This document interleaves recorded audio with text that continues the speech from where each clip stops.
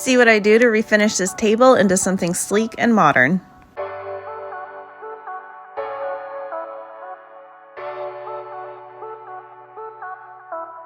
So I did first start off this piece by scraping it with my carbide scraper, but the paint actually wasn't on there too bad, so I decided just to sand it, and I removed the legs so that it was a little bit easier to get to everything.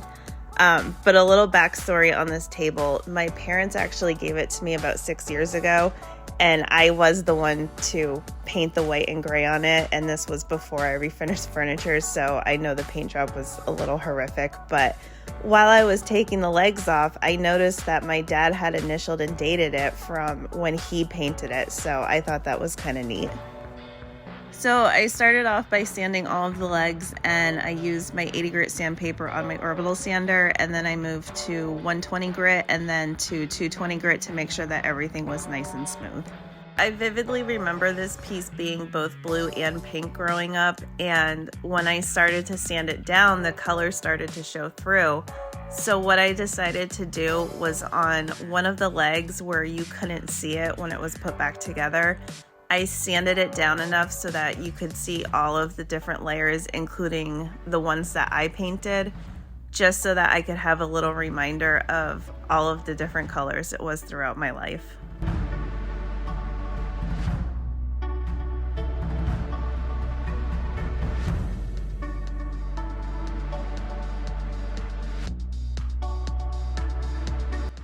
There are several different ways to refinish furniture, and we all have our own ways of doing it.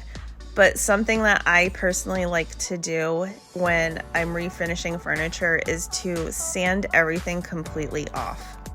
I know a lot of people like to scuff sand, and there's absolutely nothing wrong with doing that, and I used to scuff sand myself, but I started sanding everything off and giving myself a nice clean canvas because I just felt like I was getting better results by doing that.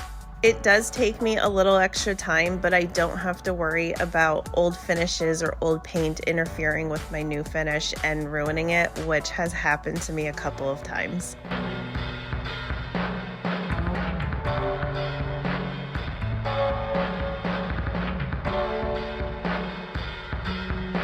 I knew I wanted to add a different element to this table, so I decided to take some wood dowels that I had and do the fluted look.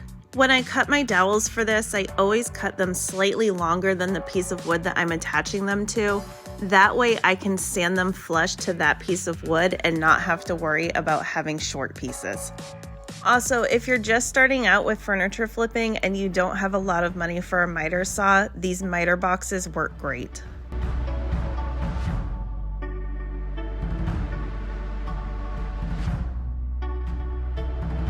After all of my dowels were cut, I took some Gorilla wood glue and started attaching them. You can also use a nail gun to attach these so that they're a little bit more secure on your piece, but I knew with the amount of usage that this table was going to get that the wood glue would be just fine.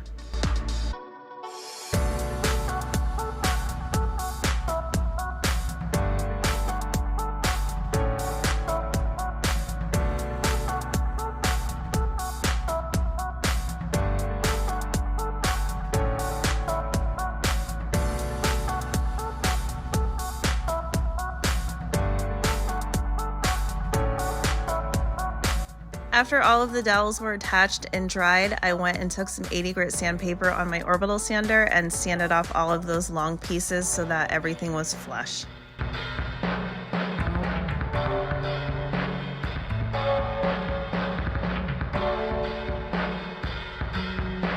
I used Behr Dynasty paint in the color black, and I did 2 coats on the body of the table and 2 coats on the legs. If I was refinishing this table to sell, I would have used primer first for the extra durability, but since this was my own table and I knew that the traffic around it was going to be very minimal, I decided to not use it this time.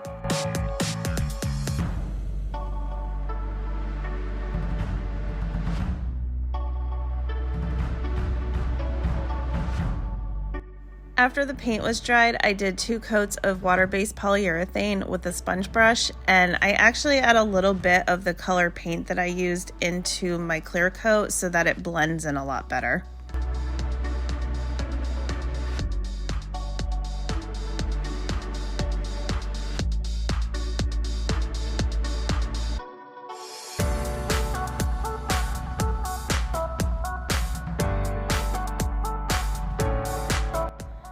When I wiped the top of the table down, you can see how orange it was, and I was not in love with this orange color. So I decided what I was going to try to do was do a paint wash on it. Everyone's paint wash is a little bit different. I typically do 1 part paint to 3 or 4 parts water, depending on what kind of coverage I want. But it's something that you should play around with on some scrap wood if you're not familiar with it, just to kind of see what you like. What I did here to kind of test out my paint wash is I took a piece of scrap wood and I actually put an orangey type stain on it just to see what kind of coverage I was going to get with the paint wash alone, and it was still a little bit too orange for me.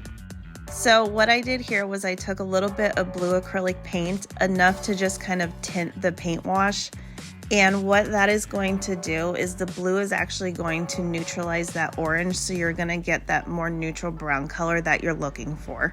So if you're not familiar with neutralizing colors, if you look at a color wheel and choose a color, say orange for instance, and go directly across to the other side of that color wheel, you're going to hit blue, and that's going to be the neutralizing color.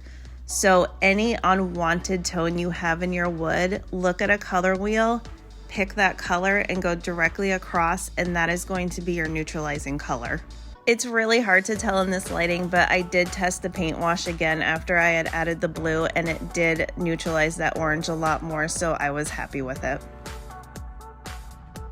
I applied my paint wash using a microfiber cloth, but you can use a brush or whatever you like to use to apply it. So I just wipe it on, I let it sit for a couple of seconds, and then I immediately wipe it off.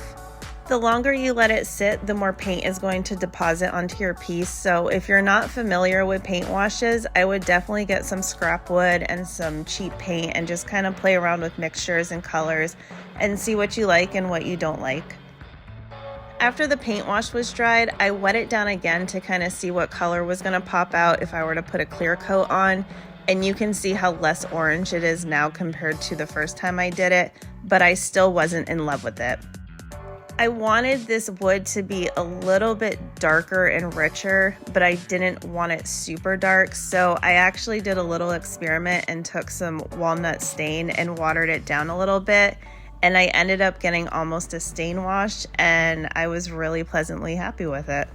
I did test it out on the back side of the piece before I did the whole entire thing, just to make sure that I did like it. I ended up applying just 1 coat, and after it dried, I absolutely loved it.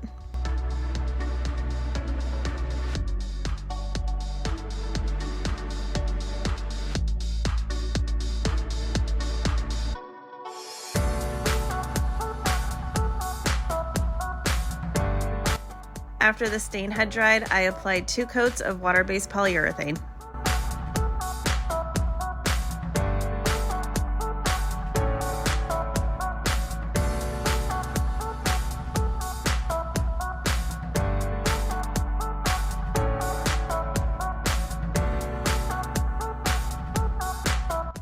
And the last thing that I did was initialed and dated it, just like my dad did the last time he painted it. And this is how it turned out. So hopefully you got a little inspired to want to go flip your own furniture. And if you want to see more furniture flips and learn some tips, then go ahead and give me a follow.